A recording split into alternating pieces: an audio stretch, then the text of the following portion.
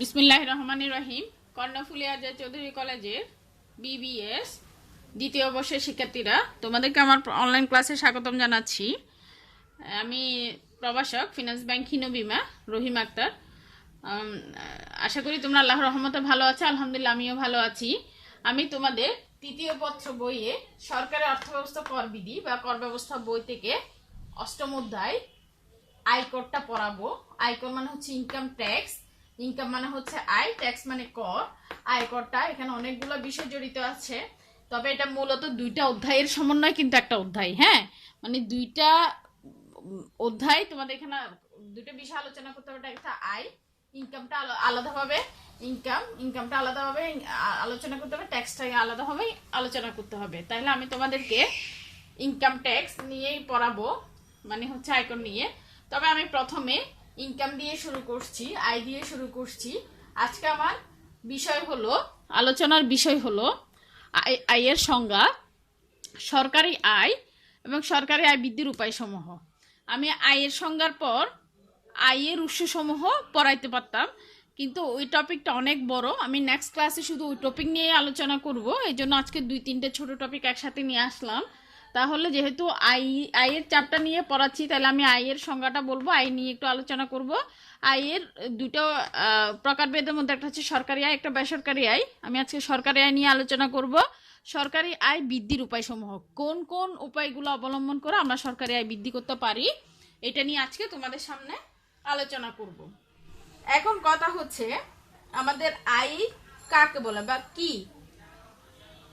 আমরা জানি অধিকাংশ ক্ষেত্রে আমরা আয় বলতে তোমরা জানো, দেখো তো আয় কিভাবে হয়, ইনকাম কিভাবে আসে। চাকরি করো, বেতন হচ্ছে তোমার ইনকাম। কেউ দিন মজুর আছে, মজুরি হচ্ছে তার ইনকাম। কেউ মূলধন কাটিয়েছে, কোথাও বিনিয়োগ করেছে, বিনিয়োগ থেকে সুদ আসে, বা এটাও তার ইনকাম। ব্যাংকে টাকা রেখেছে, ব্যাংক থেকে সুদ আসে, এটাও তার ইনকাম। ঠিক আছে, তাহলে বিভিন্ন খাত থেকে কি আসে থাকে, ইনকাম হয়ে থাকে। এটা তাহলে আমরা ইনকাম বলতে কি বলতে পারি? ইনকাম বলতে কি বুঝছো?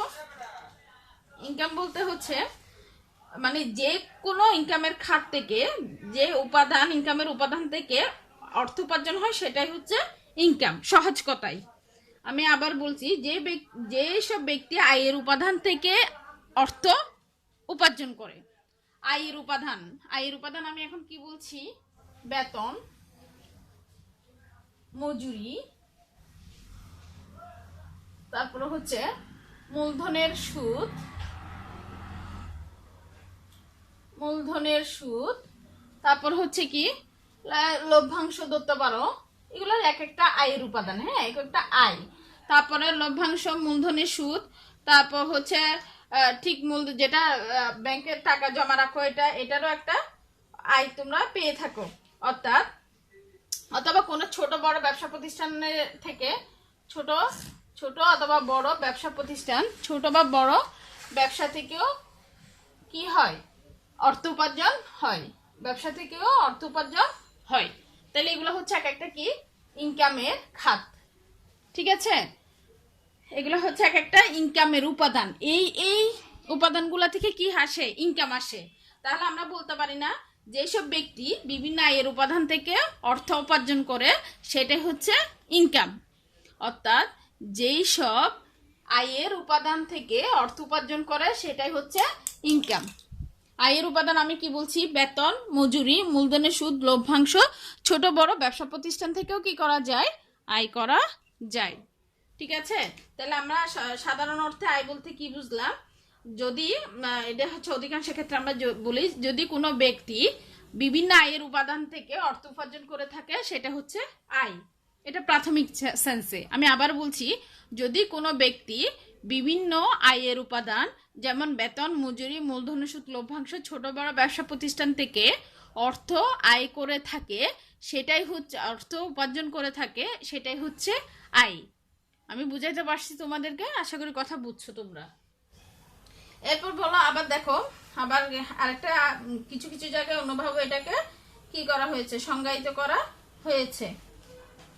তাহলে দেখো, এরপর আমি আয়ের সংজ্ঞাটা তোমাদেরকে বললাম, সেটা হচ্ছে সাধারণ অর্থে বিভিন্ন আয়ের উপাদান থেকে যে অর্থ অর্জন হয় সেটা হচ্ছে আয়। বিভিন্ন আয়ের উপাদান বলতে বুঝি আমরা বেতন, আমরা চাকরি করলে বেতন পাই সেটা হচ্ছে আয়। মজুরি, মানে আমরা দৈনিক কাজ করলে মজুরি পাই সেটা আয়। মূলধনের সুদ, আমরা যদি কোনো মূলধন ব্যাংকে টাকা রাখি সেটা সুদ পাই। কোনো কোথাও ব্যবসা করলে সেখানে ছোট বড় ব্যবসা প্রতিষ্ঠানের আয় ইনকাম হয় বা উপার্জন হয়, বা কোনো শেয়ার কিনলে সেখান থেকে আমরা কি পাই, লভ্যাংশ পাই, ইত্যাদি থেকে অর্জনই হচ্ছে আয়। আবার আমি বলছি অর্থাৎ এই দৈনিক বিভিন্ন কর্মের ফলে যে অর্থ উপার্জন হয় এটাই আয়। তাহলে আয় তোমরা আশা করি বুঝতে পারছো। ঠিক এই সংজ্ঞাটাই শুধু মনে রাখবা, সহজ কথায় সহজভাবে যেন বলতে পারো, পরীক্ষা আসলে নিজেদের মতো করে লিখতে পারো, সেটাই হচ্ছে আয়। কোনো ব্যক্তি যখন কোনো আয়ের বিভিন্ন উপাদান থেকে ব্র্যাকেটে দিতে পারো, ব্র্যাকেটে দিয়ে এইসব কথাগুলো দিতে পারো, বেতন, মজুরি, মূলধনের সুদ, লভ্যাংশ ছোট বড় ব্যবসা প্রতিষ্ঠান থেকে উপার্জন করে থাকে, সেটা হচ্ছে আয়। আয় শেষ, ঠিক আছে। এবার দেখো সরকারি আয়। তাইলে সরকারও কিন্তু কি করেন, আয় করেন। কিভাবে আয় করে? সরকারে কেন আয় করবে? কারণ সরকারের আয় করতে হয় এই জন্য যে সরকারকে আবার ব্যয় করতে হয়। কেন ব্যয় করে? তারা বিভিন্ন সামাজিক অর্থনৈতিক কর্মকাণ্ডের জন্য, উন্নয়নের জন্য, দেশের কিছু অর্থনৈতিক কাজ আছে, যেমন পদ্মা সেতু করতেছে, পদ্মা সেতুর টাকাগুলো কই পাচ্ছে? তাহলে বাংলাদেশের সরকারের অর্থায়নের মাধ্যমে। এই অর্থায়ন কোত্থেকে হচ্ছে? অবশ্যই জনগণের কাছ থেকে হচ্ছে। তাইলে সরকারকেও কি করতে হয়, আয় করতে হয়। কেন আয় করতে হয়? এই জন্য যে সরকারকে দেশের অর্থনৈতিক ও সামাজিক উন্নয়নের কর্মকাণ্ডের জন্য অর্থ সংগ্রহ করতে হয়, যেন সেই ক্ষেত্রে ব্যয় করতে পারে, উন্নয়ন করতে পারে। সেই জন্য কিন্তু সরকারকে কি করতে হয়, আয় করতে হয়। আর আমরা জানি যে এই আয়টা সাধারণত জনসাধারণের কাছ থেকে রাজস্ব হিসেবে পায়, সেটাই হচ্ছে সরকারি আয়। তার মানে আমি বলতে পারতেছি, জনসাধারণের নিকট থেকে স্বাভাবিকভাবে যে রাজস্ব পায় সেটাই হচ্ছে সরকারি আয়। আমি বুঝতে পারছি। অর্থাৎ জনসাধারণের কাছ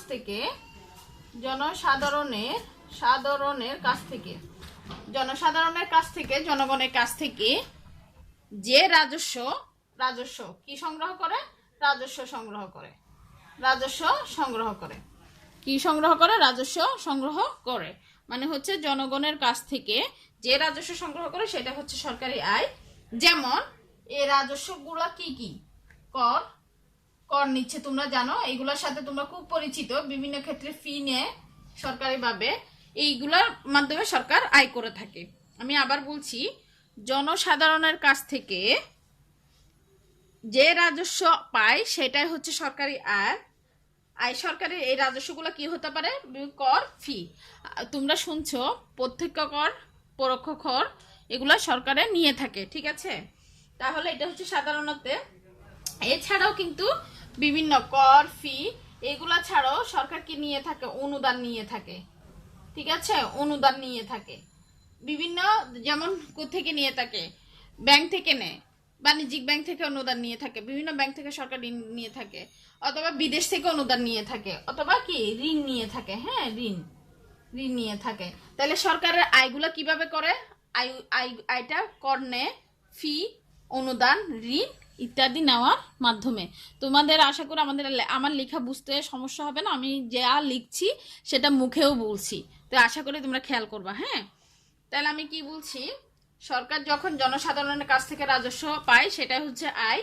এই রাজস্বগুলো কি হতে পারে, আয়গুলো কিভাবে নিতে পারে? কর, ফি, অনুদান, ঋণের মাধ্যমে। এই শব্দগুলো মনে রাখবা। এগুলো তোমাদের আসলে ছোট প্রশ্ন হিসেবে আসবে, অতি সংক্ষিপ্ত প্রশ্ন হিসেবে আসতে পারে। যে খাত থেকে রাজস্ব বা আয় নেয় সেগুলো কোন খাত, কি কি হতে পারে? তাহলে কর, ফি, অনুদান, ঋণের মাধ্যমে আয় করে। তাহলে এটা হচ্ছে সরকারি আয়। আমি সংক্ষিপ্তভাবে যেটা বলছি সেটা হচ্ছে জনসাধারণের কাছ থেকে যে রাজস্ব পায় সেটা হচ্ছে সরকারি আয়। আর এই রাজস্বগুলো কোত্থেকে পায়? যেমন কর, ফি, অনুদান, ঋণ। এটা সংক্ষিপ্ত একটা সংজ্ঞা চলে গেল। এরপর বলতেছি, সরকার রাষ্ট্রের যাবতীয় ব্যয় নির্বাহের জন্য, অর্থাৎ রাষ্ট্রের অর্থনৈতিক ও সামাজিক উন্নয়নের জন্য ব্যয় নির্বাহ করার জন্য বিভিন্ন উৎস থেকে যে আয় করে থাকে সেটা হচ্ছে সরকারি আয় বা সরকারি রাজস্ব, যেটাকে পাবলিক ইনকাম বলছি। ঠিক আছে, যেটাকে আমি পাবলিক ইনকাম বলছি। তাহলে দেখো আমি আবার বলছি, একটা সংজ্ঞা বলেছি, একটা সংজ্ঞা বলেছি, জনসাধারণের কাছ থেকে যে রাজস্ব পেয়ে থাকে সেটা হচ্ছে সরকারি আয়, যেমন কর, ফি, অনুদান, ঋণ। এটা ছোট ছোট সাধারণ অর্থে বললাম। ব্যাপক অর্থে যদি বলি, সরকার রাষ্ট্রের বিভিন্ন ব্যয় নির্বাহের জন্য বিভিন্ন উৎস থেকে যে আয় করে থাকে সেটা হচ্ছে সরকারি আয়। আশা করি তোমাদের সরকারি আয় বুঝে গেছে, বুঝতে সমস্যা হবে না। ঠিক আছে, তারপর এখন নেক্সট পয়েন্ট হচ্ছে সরকারি আয় বৃদ্ধির উপায়সমূহ। আমি তো বলছি সরকারি আয় থেকে নেয়, কোন কোন খাত থেকে নেয়? কর, ফি, অনুদান, ঋণ ইত্যাদির মাধ্যমে সরকারি আয় করে থাকে। আর এই আয়টা বৃদ্ধি করার জন্য আমার কোন কোন উপায়গুলো অবলম্বন করতে পারি, আমি কিভাবে এই আয়টা বৃদ্ধি করতে পারি? কারণ আমার তো সরকারি ব্যয় অনেক বেশি, তো এই ব্যয় নির্বাহের জন্য আমাকে অবশ্যই আয় করতে হবে বেশি। আর এই আয় করার জন্য আমি কি করতে পারি দেখো, যেহেতু দেশের অর্থনৈতিক কর্মকাণ্ড সম্পাদনের জন্য অনেক অর্থের প্রয়োজন হয়, সেক্ষেত্রে সরকার বিভিন্ন রাজস্ব বা আয় সংগ্রহের মাধ্যমে করে থাকে সেই ব্যয়টা। তাহলে সেটা আমরা যদি বৃদ্ধি করতে চাই, সেটাকে আমার প্রথমে হচ্ছে প্রত্যক্ষ করটা আমাকে বৃদ্ধি করতে হবে। প্রত্যক্ষ কর কোনটা, পরোক্ষ কর কোনটা, আমি আগে একটু আলোচনা করি ছোটভাবে। প্রত্যক্ষ কর হচ্ছে যে কর সরাসরি কোনো ব্যক্তির ইনকামের উপর অথবা সম্পদের উপর আরোপ করা হয়, সেটা হচ্ছে প্রত্যক্ষ কর। আর পরোক্ষ কর হচ্ছে যে কর বিভিন্ন পণ্যের মাধ্যমে জনসাধারণের কাছ থেকে নেওয়া হয়, প্রত্যক্ষ করে দেওয়া হয় না, যে পণ্যটা ব্যবহার করলে কর দিতে হবে এমন, ওইটাই হচ্ছে পরোক্ষ কর। যেমন একটা ওষুধ কিনলা, ওষুধে তোমাকে কিন্তু সবখানেই কিন্তু আমাদের ট্যাক্স দিতে হয়। যেমন একটা শার্ট কিনলা, ব্র্যান্ডের একটা শার্ট কিনলা, হ্যাঁ, তুমি ম্যানহুডে যাও, ইলেতে যাও, বিভিন্ন ব্র্যান্ডে গেলা, ব্র্যান্ড একটা শার্ট কিনলে ওখানে তোমাকে কিন্তু ট্যাক্স দিতে হচ্ছে। কত টাকা? 150 টাকা, 200 টাকা ট্যাক্স দিতে হচ্ছে। এটা হচ্ছে কি? পরোক্ষ কর। কোনো পণ্যের মাধ্যমে যদি কোনো ব্যক্তির উপর কর আরোপ করা হয়, সেটা হচ্ছে পরোক্ষ কর। কোনো সম্পদ বা আয়ের উপর যখন, যেমন তোমাদের স্যালারি, আমাদের স্যালারি হয়, স্যালারির উপর একটা ট্যাক্স কাটা হয়, ওটা হচ্ছে প্রত্যক্ষ কর। তাহলে কোনো সম্পদ বা আয়ের উপর যখন কর আরোপ করা হয়, সেটা হচ্ছে প্রত্যক্ষ কর। আর যখন যখন কোনো পণ্যের উপর কর আরোপ করার মাধ্যমে, দেওয়ার মাধ্যমে ব্যক্তির উপর আরোপ করা হয়, সেটা হচ্ছে পরোক্ষ কর। তাহলে প্রত্যক্ষ কর আমাদের অবশ্যই কি করতে হবে? বৃদ্ধি করতে হবে। কারণ প্রত্যক্ষ কর সাধারণত দেশের ধনী লোকের উপর কি করা হয়? আরোপ করা হয়। আয়কর, সম্পদ কর ইত্যাদি হলো প্রত্যক্ষ কর। আয়কর যেটা বললাম, ইনকাম থেকে, আয় থেকে কর প্রদান করতে হয়। আর সম্পদ থাকলে কর দিতে হবে। গাড়ি থাকুক, বিল্ডিং থাকুক, এগুলার কর দিতে হবে। তাহলে এই গাড়ি, বিল্ডিং কাদের থাকে? অবশ্যই ধনী লোকদের থাকে। তাহলে ধনী লোকদের উপর করটা কি করতে হবে? বৃদ্ধি করতে হবে। তাহলে তারা যখন কর দিবে সম্পদের উপর, আয়ের উপর, তাহলে সরকারের আয়টাও কি হবে? বৃদ্ধি হবে। জাতীয় কর বাড়ালে সমাজে কিন্তু কি দরিদ্র লোকেরা ক্ষতিগ্রস্ত হবে না, কিন্তু সরকারের রাজস্ব আয় বাড়বে। যেমন এই ধরনের কর যদি বাড়ানো হয়, সমাজে দরিদ্রের লোকেরা কি হবে না? ক্ষতিগ্রস্ত হবে না, বরং আয়টা বাড়বে। কাদের থেকে নেওয়ার মাধ্যমে? ধনী লোকদের থেকে নেওয়ার মাধ্যমে। তাহলে প্রত্যক্ষ কর বৃদ্ধির সুবিধা কি? প্রত্যক্ষ কর বাড়ানো হয় কোনো ধনী লোকের আয় এবং সম্পদের উপর, তাহলে সেখানে আয়ও বাড়বে এবং দরিদ্ররাও কি হবে না? শোষিত হবে না। তারপর হচ্ছে কর ফাঁকি রোধ, মোস্ট ইম্পর্টেন্ট। কর যদি সঠিকভাবে দেওয়া হতো, তাহলে কোটি কোটি টাকার কর আরো বেশি পাওয়া হতো। অনেকেই কর ফাঁকি দিচ্ছে, অ্যাভেলেবেল জনসাধারণ বিভিন্ন উপায় অবলম্বন করার মাধ্যমে কর ফাঁকি দেয়। কর ফাঁকিটা যত কমানো যাবে, তাহলে সরকার তত কর বেশি পাবে এবং সরকারের জন্য লাভ। তাহলে সরকার দেশের অর্থনৈতিক উন্নয়নের জন্য কি করতে পারবে? ব্যয় করতে পারবে। ঠিক আছে, তাহলে আমাদেরকে প্রথম এবং প্রধান উদ্দেশ্য হতে হবে আমাদের মতো উন্নয়নশীল দেশগুলোতে যেন কর ফাঁকির প্রবণতাটা কমে যায়, যেন কর ফাঁকি দেওয়াটা কমে যায়। তাহলে ধনী লোকেরা কি করতে পারবে না? তাদের আয়কর সহ সম্পদের কর সহ ফাঁকি দিতে পারবে না। আর যদি তাদের কর ফাঁকি না দেয়, তাহলে কি হবে? সরকারের আয় বৃদ্ধি হবে। তাহলে এখানে সরকারের আয়টা কি হবে? সরকারের আয়টা বৃদ্ধি হতে সহায়তা করবে। বুঝতে পারছি আমি। নাম্বার 3, বিলাস দ্রব্যের উপর কর আরোপ করা।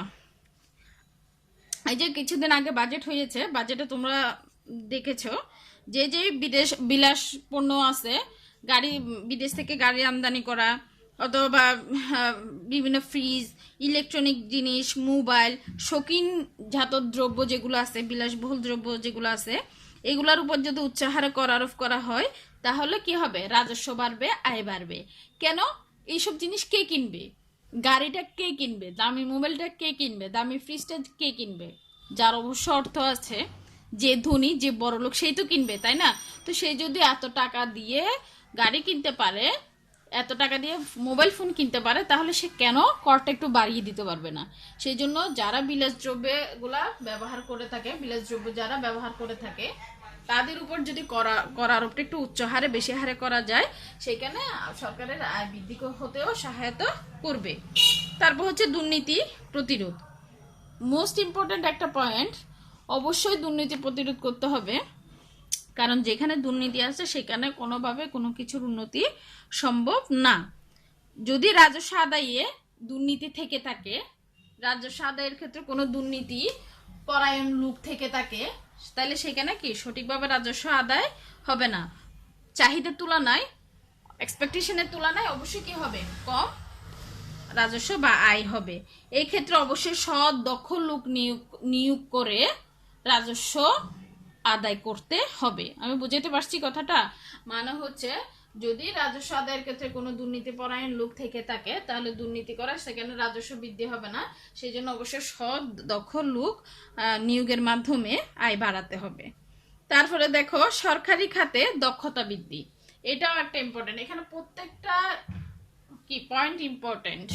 কেন, কিভাবে বাড়াবে সেটার জন্য। সরকারি খাতে দক্ষতা বৃদ্ধি, রাষ্ট্রায়ত্ত খাতে দক্ষতা বাড়াতে হলে আমাদেরকে আগে অবশ্যই সরকারি রাজস্ব বাড়বে। যদি আমরা রাষ্ট্রের ক্ষেত্রে আমাদের দক্ষতা বাড়াতে পারি, সরকারি রাজস্ব বাড়বে। যেমন রাষ্ট্রায়ত্ত শিল্পে লোকসানি ও ভর্তুকি প্রদানের ফলে দেশ ক্ষতিগ্রস্ত হচ্ছে। সুতরাং রাষ্ট্রায়ত্ত খাতে দুর্নীতি বন্ধ বা হ্রাস করতে পারলে আমাদের সরকারি আয়ও বাড়বে। সরকারি খাতে দক্ষতা বৃদ্ধি, কিছু কিছু দেখবা সরকারি কিছু কিছু খাতে অবশ্যই দুর্নীতি হয়, অনেক বেশি দুর্নীতি হয়, যার কারণে আমাদের রাষ্ট্রীয় খাতে কি আমাদের ভর্তুকিটা বেশি দিতে হয় বা লোকসান হয়। সেই ক্ষেত্রে কি হয়? আমরা ক্ষতিগ্রস্ত হই, সরকারিভাবে আয়টা বৃদ্ধি পাই না, কম হারে বৃদ্ধি পাই। তাহলে আমার আজকের ক্লাস আশা করি তোমরা বুঝতে পারছো। আমার আজকে তৃতীয় পত্র থেকে, আমি সরকারি অর্থব্যবস্থা কর বিধি তৃতীয় পত্র থেকে অষ্টম অধ্যায় ইনকাম ট্যাক্স নিয়ে কথা বলছি। আমি শুধু ট্যাক্স নিয়ে একটু পরে কথা বলবো। আমি যা যা আছে আয় রিলেটেড টপিকগুলো তোমাদের সাথে আলোচনা করব। আমি আয়ের সংজ্ঞাটা দিয়েছি, সরকারের আয়ের সংজ্ঞা দিয়েছি, সরকারের আয় বৃদ্ধির উপায়সমূহ বলেছি। আয়ের সংজ্ঞায় আমি বলেছি, যে ব্যক্তি কোনো আয়ের উপাদান থেকে, আয়ের উপাদান যেমন বেতন, মজুরি, মূলধন, সুদ, লভ্যাংশ থেকে যে অর্থ উপার্জন করে থাকে সেটা হচ্ছে আয়। এটাই যেমন ছোট বড় ব্যবসা প্রতিষ্ঠান থেকেও করে থাকে। আর সরকারি আয় হচ্ছে সাধারণত একটা কথা বলেছিলাম, জনসাধারণের কাছ থেকে যে রাজস্ব পেয়ে থাকে সেটা হচ্ছে সরকারি আয়। সেটা কি কোত্থেকে পেয়ে থাকে? সেটা হচ্ছে কর, ফি, অনুদান, ঋণের মাধ্যমে। ব্যাপকভাবে যদি বলতে চাই, সরকারের অর্থনৈতিক ও সামাজিক ব্যয় নির্বাহের জন্য, অর্থাৎ রাষ্ট্রের ব্যয় নির্বাহের জন্য বিভিন্ন উৎস থেকে সরকার যে অর্থ বা যে আয় করে থাকে সেটা হচ্ছে সরকারি আয়। আর সরকারি আয় বৃদ্ধির উপায় সমূহ বলছে প্রত্যক্ষ কর বৃদ্ধি। অবশ্যই ধনী লোকদের উপর প্রত্যক্ষ কর বৃদ্ধি করতে হবে। কর ফাঁকি রোধ, যেন কর ফাঁকি না দেয় জনসাধারণ, সেদিকে খেয়াল রাখতে হবে। বিলাস দ্রব্যের উপর কর আরোপ, বিভিন্ন দ্রব্য, শৌখিন দ্রব্য আছে যেগুলোর উপর কর আরোপ করলে আমাদের করের পরিমাণ বেড়ে যাবে, রাজস্ব বেড়ে যাবে, সরকারি আয় বাড়বে। দুর্নীতি প্রতিরোধ, অবশ্যই রাজস্ব খাতে দুর্নীতি প্রতিরোধ করতে হবে এবং দক্ষ লোক দ্বারা রাজস্ব খাত পরিচালনা করতে হবে। সরকারি খাতে দক্ষতা বৃদ্ধি করতে হবে।